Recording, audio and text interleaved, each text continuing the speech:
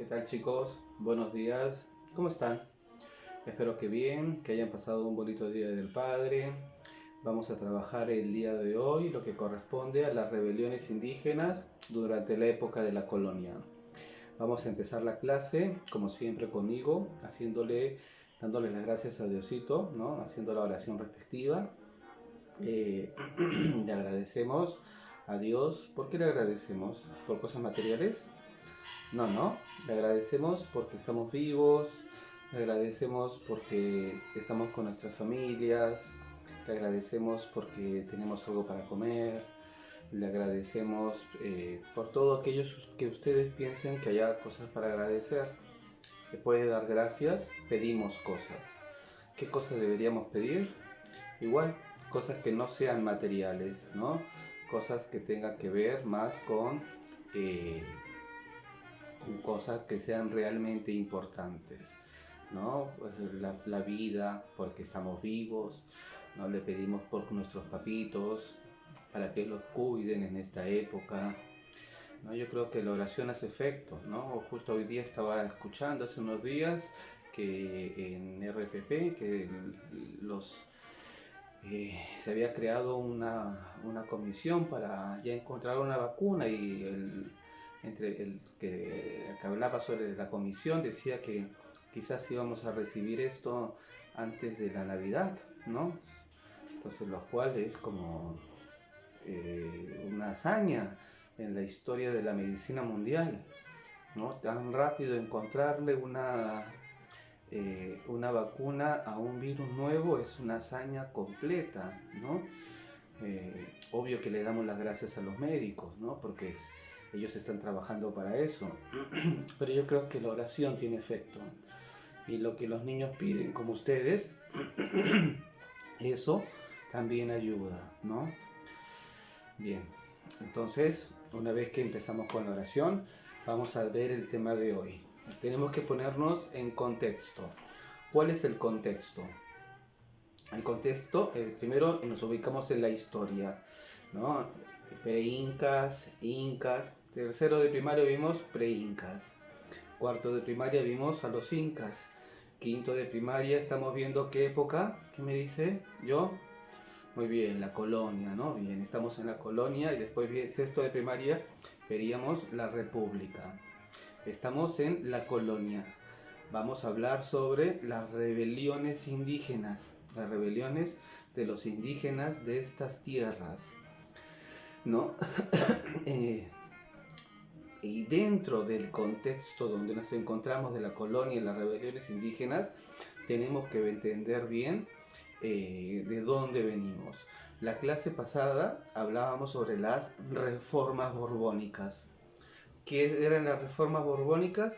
Las reformas de los reyes borbones. ¿Quiénes eran los reyes borbones? ¿Recuerdan? Dos dinastías, durante los casi 300 años que nos gobernaron los españoles, hubieron dos casas monárquicas. La primera, la casa de los Austria, la casa alemana, y la segunda, la casa de los Borbones, la casa francesa. Una vez que ingresan los franceses, la élite francesa, la corona francesa, la casa de los Borbones, van a establecer una serie de reformas al sistema en el cual se estaba administrando las colonias, ¿no? Ustedes me lo hicieron en ese mapa conceptual que me enviaron. Me enviaron las reformas políticas, las reformas económicas y la nueva administración del virreinato. Esa es la forma en la cual se va a cambiar, se va a modificar, son las reformas borbónicas, es la forma en la cual los borbones van a empezar a administrar mejor sus territorios, sus posesiones en América. Recordemos que España tenía toda una serie de lugares en América, ¿no? Entonces, todo este lugar tenía que ser reformado. Veíamos cómo el virreinato del Perú había perdido en las reformas territoriales. El Perú era todo América del Sur. Y con estas reformas lo que era todo el virreinato del Perú, el Perú se había ido quedando cada vez más chiquito, ¿no? Al tamaño que tiene actualmente. Antes era del tamaño de toda América del Sur y se empieza a crear en 1717 el Virreinato de Nueva Granada, en 1776 el Virreinato del Río de la Plata, también se crea la Capitanía de Venezuela, se crea la Capitanía de Chile. Entonces el Perú, más o menos del tamaño que tiene ahora, se queda más chiquito de lo que era todo América del Sur. Se queda ahora con un poco menos de los límites actuales. Esas eran las reformas territoriales, pero también vimos reformas económicas. En las reformas económicas vimos que se habían instalado nuevos impuestos. Vimos el impuesto del alcabala. El alcabala que lo comparábamos, ¿recuerdan el año pasado? Cuando veíamos los impuestos que cobraba el Estado peruano. ¿Quiénes cobraban los impuestos? El Estado Nacional a través de la SUNAT y las municipalidades. El Estado Nacional cobraba, ¿quién los cobraba? La SUNAT, ¿se acuerdan? ¿Y cómo se llamaba ese impuesto? Se llamaba el Impuesto General a las Ventas, que ustedes me trajeron sus vouchers, ¿no? Donde aparecía ahí IGB, y cada cosa que ustedes compraban aparecía 18% IGB, ¿no? Entonces, ese impuesto general a las ventas, en la época de la colonia se iba a llamar alcabala. Y el alcabala era un impuesto que todas las personas por comprar o vender tenían que realizar. En un principio era del 2%, después se va al 4% y después hasta el 6%. Y no era que quedara, dijimos cuando estábamos en cuarto de primaria, que ese impuesto servía para pagarle a los policías, para pagarle a los médicos, para pagarle al ejército, para un montón de cosas. En cambio, el impuesto de la alcabala era para el rey de España. Entonces, la gente estaba disconforme con ese impuesto. Era mucho, les parecía. Pero también se habían creado aduanas, ¿no? Aduanas en el Alto Perú, en Puno. Entonces, la gente cada vez sentía más descontento. Y al mismo tiempo se va a instaurar un sistema de reparto. El sistema de reparto era que el hacendado le obligaba al indígena a comprarle cosas, aunque el indígena no las necesite, ¿no? Entonces el hacendado se hacía de más dinero y el indígena se veía obligado, cada vez tenía más deudas por cosas que no necesitaba. Porque el indígena vivía, la mayor parte vivían en el campo, vivían, ¿no?, de sus propios, de autoconsumo, ¿no?, de lo que ellos podían hacer para cultivar, porque ellos se dedicaban principalmente a la agricultura. Entonces, su sistema era de autoconsumo. Lo que yo voy a necesitar, yo mismo lo cultivo.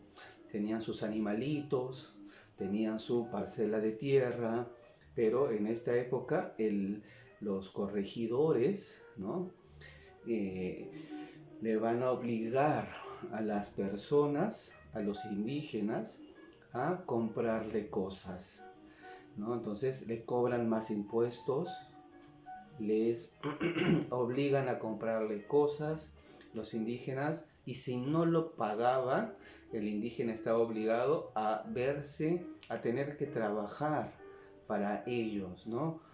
¿Por qué? Porque tenían que pagar una deuda de cosas que no necesitaban. Eso va a ocasionar que haya en los Andes rebeliones indígenas. La mayor cantidad de población para esta época se va a encontrar en el centro y en el sur del Perú. Miren el mapita del Perú, acá tengo un mapita, ¿no?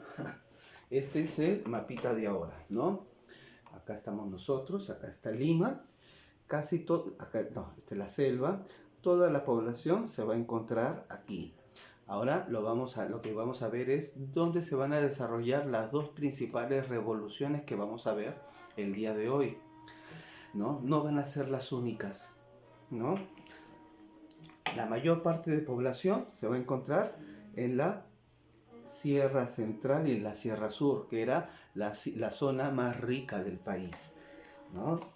¿Por qué? Porque ahí estaban las minas, ¿no? La mina de Castrovirreyna en Huancavelica, el Alto Perú también, el Potosí, que eran las grandes minas de donde se extraía la plata. Bien, vamos a empezar la clase, las rebeliones indígenas, y hacemos lo de siempre. Vamos hablando y voy explicando.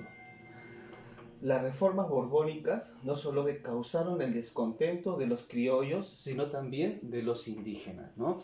En la clase pasada, ¿por qué causaba el descontento de los criollos?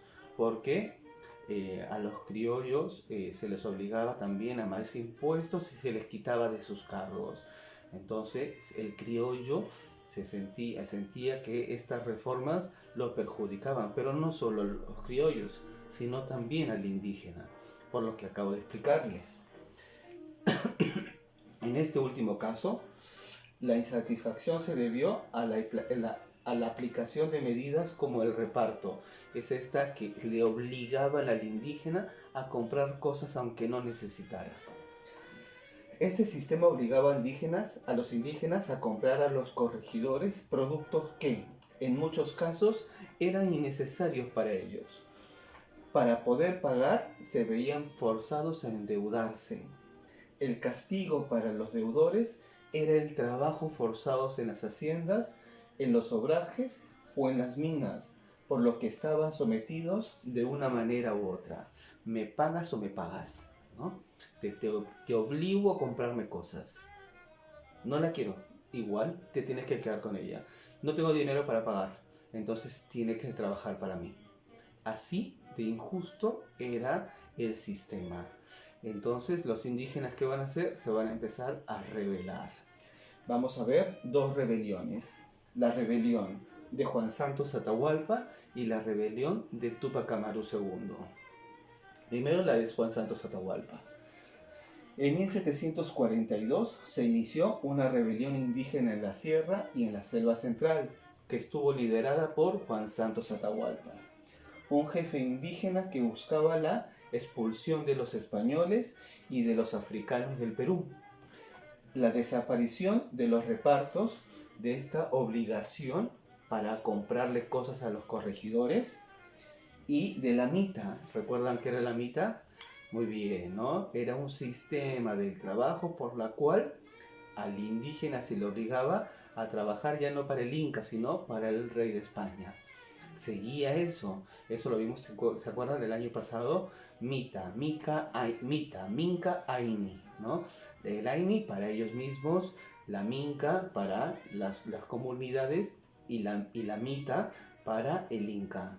Cuando se acaban los Incas, va a seguir la Mita, que va a ser para el rey de España. Entonces, lo que buscaba Juan Santos Atahualpa será: eliminemos el reparto, no me obligues a comprar cosas que no necesito y no me obligues a trabajar para el rey de España. Eso era lo que buscaba Juan Santos Atahualpa. Así como el restablecimiento de una sociedad basada en las tradiciones andinas, ¿no? Los españoles trajeron el lenguaje, los españoles trajeron la religión, ya no querían eso, querían volver a lo antiguo, ¿no? Cuando veíamos el año pasado a los incas, veíamos que el pueblo también tenía hasta otros dioses. Eso estaban buscando, volver a las antiguas tradiciones incaicas. Ellos sentían que les convenía más a este sistema de trabajo, el Aini, la Minca, ¿no? Que se vayan los españoles, solo han venido a traer problemas a nuestra sociedad y quedémonos nosotros. También que se vayan los africanos, ¿no? Los africanos también eran esclavos, eran personas oprimidas, pero igual no los querían.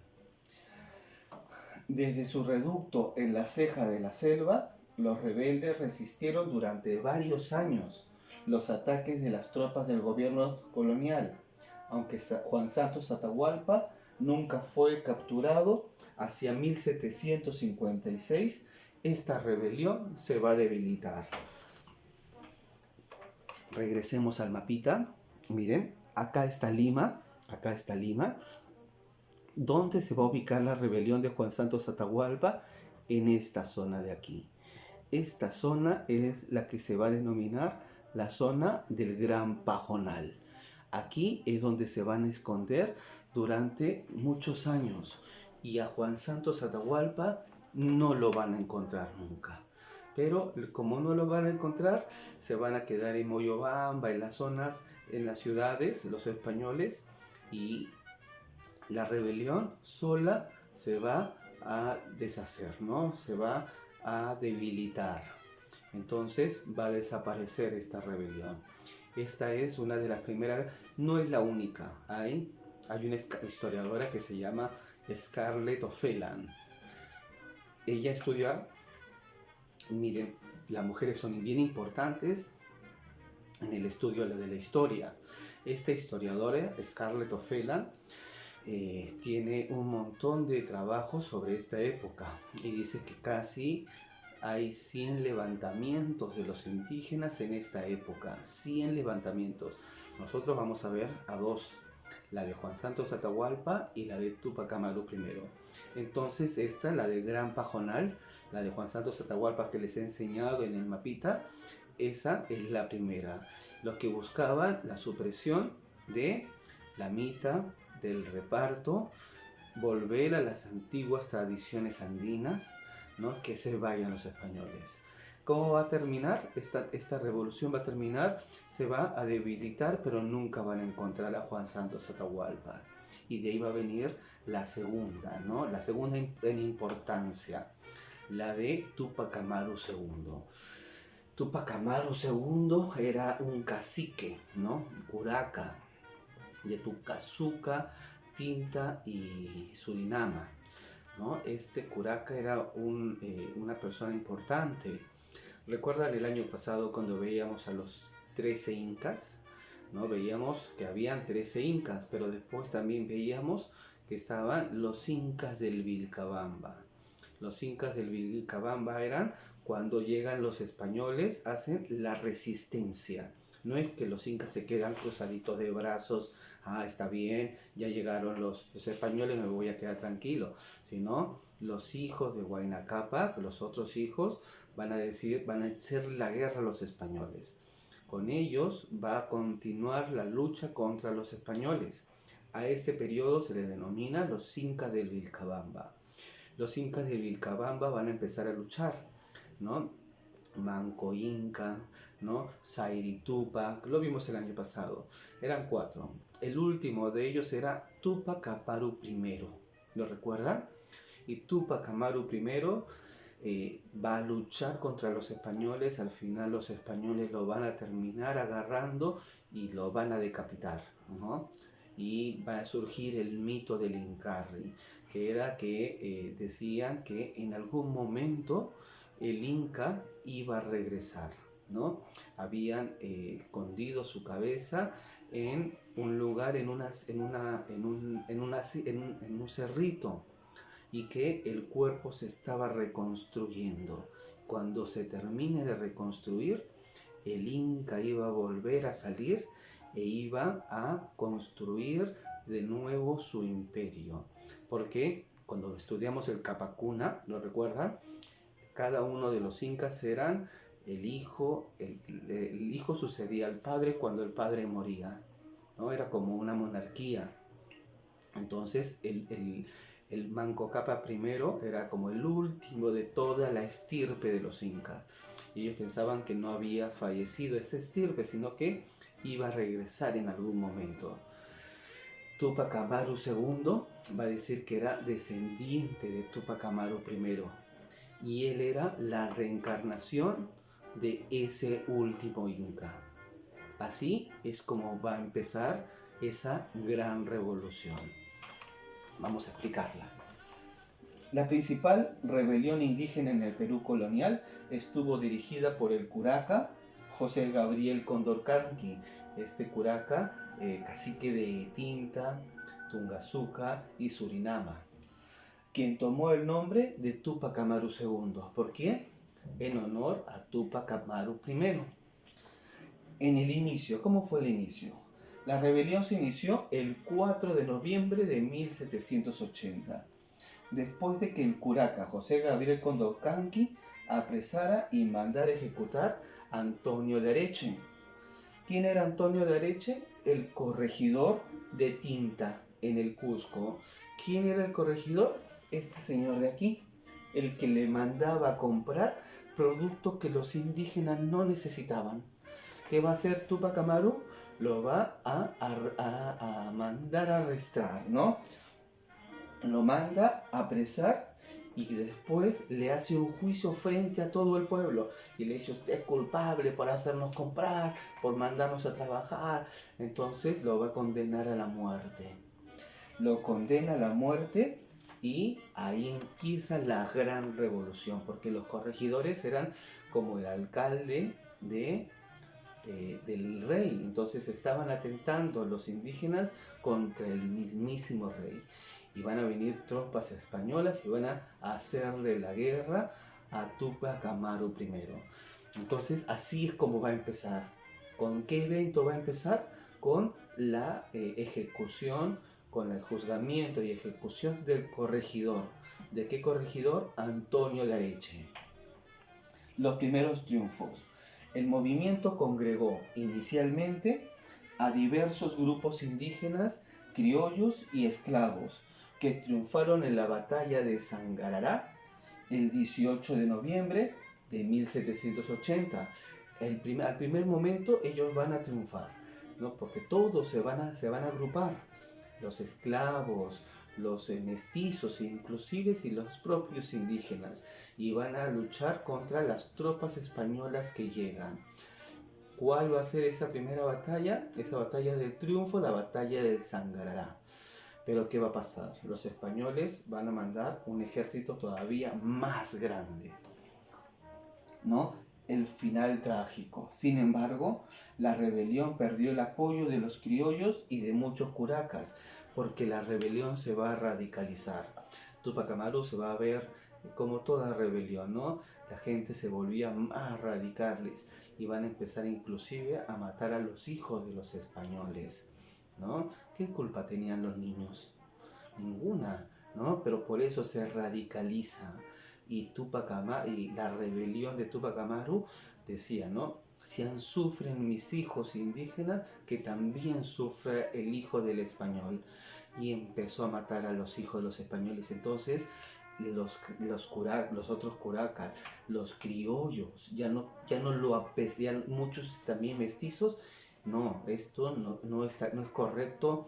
¿Cómo van a matar niños? ¿No? Ellos no tienen la culpa. Y van a quitarle su apoyo. Y cuando le quitan su apoyo, ahí es cuando va a terminar la revolución. ¿Por qué? En febrero de 1781 va a venir todo el ejército del virrey, ¿no? Que va a llegar hasta el Cusco para reprimirla. En mayo, Tupac Amaru va a ser apresado y ejecutado en la plaza de armas del Cusco, ¿no? ¿Por qué? Porque la rebelión se volvió muy radical. Entonces la gente ya no lo empezó a apoyar por ese motivo, ¿no? Imagino que ustedes también estarían de acuerdo. En un primer momento les parece justo, ¿no? ¿Cómo le están haciendo esto a los pueblos indígenas?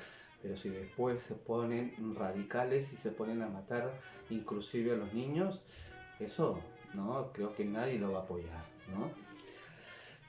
Entonces, igual va a tener, es un símbolo, ¿no? Tupac Amaru II es un símbolo, ¿no? A pesar de este problema que tuvo, porque se va a radicalizar y se va a volver muy extremista, se va a convertir en un símbolo contra ¿qué? Contra las injusticias que cometían los españoles. Los españoles cometían muchas injusticias con los indígenas. Entonces, Tupac Amaru II se va a volver el símbolo de que no estaban de acuerdo a aceptar que a los indígenas se les cometieran tantas injusticias. Las consecuencias de la rebelión. La rebelión causó más de 100.000 muertos, 100.000 muertos, un montón. En ese tiempo la población de Perú era un poco más de 1,5 millones de habitantes, ¿no? Casi el 10% de la población, especialmente indígenas. Y para evitar más reclamos, el gobierno virreinal dispuso las medidas como la supresión del reparto de las mercancías. Es decir, a los indígenas ya no se le iba a obligar a comprar cosas que no necesitaran, ¿no? Esa va a ser una de las consecuencias de la rebelión. Al final, el reclamo de José Gabriel Condorcanqui va a ser escuchado. Y el establecimiento de una audiencia en el Cusco, que era una audiencia, lo vimos, de los oidores. La audiencia era la que estaba junto al poder virreinal, cuando hacíamos cómo estaba constituida la estructura social en el virreinato. Veíamos que estaba primero, arriba de todo, veíamos al virrey y a su costado a los oidores. Los oidores eran parte de la audiencia. Entonces, pero solamente había una y estaba en Lima. La segunda, la primero va a ser que se elimine el sistema de reparto y el segundo que se construya, que se haga una audiencia en el Cusco. Va a ser en el único lugar en Perú que va a tener dos audiencias, ¿no? El único lugar donde va a haber otra audiencia, ¿no? Y el único virreinato donde van a haber dos. En todos los otros virreinatos solamente había una. Y en el virreinato del Perú van a haber dos. Una en Lima y la otra en Cusco, ¿no? ¿Por qué también? Porque recordemos lo que les acabo de decir. Todo el sur peruano era el lugar más poblado. Ahorita les enseño el lugar donde se va a realizar. Otras medidas de represión fueron, pero también, no solamente hizo cosas buenas, al final también se suprimieron varias cosas negativas para los indígenas. Primero se abolió el curacazgo. Dijimos que el curaca era la única institución que había permanecido desde la época de los incas. El curaca era la máxima autoridad de una localidad, ¿no? Era como el alcalde de los indígenas. Los españoles van a decir no, me traen muchos problemas los curacazgos y van a eliminar a todos los curacas de todo el virreinato del Perú. Pero el curaca eran nuestros máximos representantes. Con esto van a eliminar a toda nuestra élite que teníamos en ese momento. Eran a los que los indígenas les hacían caso, eran a los que estaban mejor preparados para manejar a todos los indígenas, porque los indígenas a ellos les hacían caso, a los curacas. Por eso que el curaca también va a salir en defensa de su pueblo, ¿no? Entonces, si bien es cierto, se eliminan los repartos, se crea una audiencia en el Cusco, también es cierto que se va a abolir al curacazgo. Ya no van a haber más curacazgo, que era nuestra clase dirigencial de los indígenas. Esta clase dirigencial va a quedar suprimida. Segundo, con lo que la nobleza indígena va a desaparecer porque pertenecían parte a la nobleza, ¿recuerdan? Habían nobles de sangre y nobles de privilegio. ¿Lo recuerdan? Recordamos el año pasado, la pirámide social incaica. Arriba estaba el Inca, su esposa la Colla y el príncipe el Auqui. Después había la nobleza de sangre y la nobleza de privilegio. La nobleza de sangre era los parientes de los incas y la nobleza de privilegio los generales que peleaban con el Inca o los curacas. Van a eliminar también a estos curacas que eran la nobleza de privilegio. Después encontrábamos a todo el pueblo, los mitimay, los yanaconas y los piñacuñas, ¿no? Entonces, sí era la pirámide social durante la época de los incas. El curaca se encontraba dentro de lo que era la nobleza de privilegio. Al eliminar el curacazgo, se elimina la nobleza que permanecía desde la época de los incas. se le prohibía a la gente hablar en quechua. Eso habíamos dicho que había permanecido. Y a la gente ya no se le quería escuchar en quechua. Solos podían hablar en castellano. Entonces, pero era el idioma de ellos. Y a la gente la maltrata hasta el día de hoy, ¿no? A la gente que habla quechua, a pesar de que habla quechua y castellano, son dos idiomas distintos, son bilingües. Pero la gente los mira mal, ¿no? Qué raro, de verdad, son los peruanos. Somos los peruanos.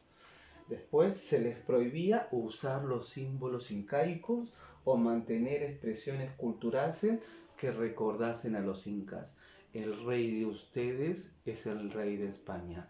Nada de estarse acordando del inca, ¿no? Entonces esa era la intención del rey de España. Regresemos al mapa. Aquí estamos nosotros ahora. Habíamos dicho, aquí en Lima, a esta altura, se encontró la rebelión de Juan Santos Atahualpa. Miren, aquí está el Cusco, aquí está Puno. En este lugar se va a llevar a cabo la rebelión de lo que va a ser la rebelión de Cusco, ¿no? Cusco, Puno, toda esta región va a ser el lugar de donde va a llegarse la rebelión de Tupac Amaru II, que dijimos era toda la Sierra Sur y toda la Sierra Central era la parte más importante del Perú. Acá en Lima casi no vivía gente, casi todos estaban en este sector del país. Era donde se encontraba la mayor parte de la cantidad de la población. Y ellos, ¿no? En estos lugares es donde se van a levantar. Entonces, estas rebeliones se van a llevar justo donde había la mayor cantidad de población. Y va a ser que van a ser estas las consecuencias, pero no van a acabar ahí. Van a haber otras consecuencias, otras más. ¿Cómo cuáles? La revolución va a continuar. Luego de la muerte de Tupac Amaru II, la rebelión va a continuar en dos espacios. El primero va a ser en Cusco y en Puno, y va a estar liderada por el primo de Tupac Amaru, Diego Cristóbal Tupac Amaru, era su primo. Y ¿no? Habíamos dicho que se llevaba aquí en el Cusco, era la zona en donde se va a hacer la rebelión de Tupac Amaru. El primo que era Diego Cristóbal Tupac Amaru va a hacer la rebelión aquí, en Cusco y en Puno, ¿no? Vemos como esta zona de aquí, esta zona de acá y esta zona de acá van a ser las zonas de la rebelión. Entonces, ahora va a ser el primo. ¿Quién era el primo? Diego Cristóbal Tupac Amaru, quien logró controlar los extensos zonas del altiplano, porque aquí era donde se encontraba el altiplano, aquí en Puno. Este es el altiplano, acá está la meseta del Collao, ¿no? Este de aquí es el lago Titicaca, este verdecito de aquí. Quien logró controlar los extensos territorios del altiplano. En noviembre de 1781 va a firmar un tratado de paz con el gobierno virreinal. Sin embargo, en 1783 va a ser apresado y ejecutado por las autoridades españolas, que lo acusaban de seguir promoviendo las revueltas, ¿no? Miren, 1781 es cuando muere Tupac Amaru II. En esta época Diego Cristóbal Tupac Amaru se va a calmar, ¿no? Pero en el 83 van a volver las revueltas y a Diego Cristóbal Tupac Amaru lo van a ejecutar, igual que a su primo, ¿no? Porque era primo de Tupac Amaru Tupac Amaru II, perdón. Y después el Alto Perú. El Alto Perú, ese es el mapa del Perú, acá donde dice Bolivia. Esta es la zona con la cual se conoce al Alto Perú. Alto Perú en el actual Bolivia. También hubo levantamientos contra la política colonial, pero va a ser sobre un líder aymara, Julián Apaza. Julián Apaza, estimulado por la rebelión de Tupac Amaru II, organizó un ejército de 40.000 hombres y cercó la ciudad de La Paz, ¿no? en dos ocasiones durante 1781, igual que la época de Tupac Amaru II. Luego de sucesivas derrotas, Apasa, quien tomó el nombre de Tupac Katari, va a ser ejecutado y capturado en noviembre de ese mismo año. Es la época, ¿no? Todos en esta época, todo está revuelto. ¿Por qué? ¿De dónde venimos? ¿Cuál es el contexto? Las reformas borbónicas. ¿Qué eran las reformas borbónicas? Una serie de cambios a la forma en la cual se estaba organizando el nuevo virreinato en América. Entonces va a ser una época de mucha convulsión social. Van a empezarse a levantar porque era muy injusto. Los repartimientos, no solo los repartimientos, los impuestos, era problemático, ¿no?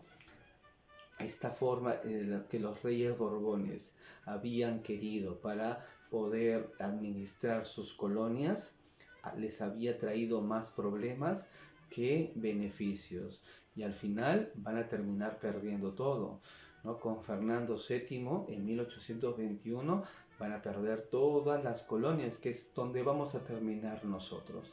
Nosotros vamos a terminar con la independencia del Perú. Hasta acá es la clase del día de hoy, que corresponde a las rebeliones indígenas, ¿no? Las rebeliones indígenas del siglo, ¿en qué siglo estamos?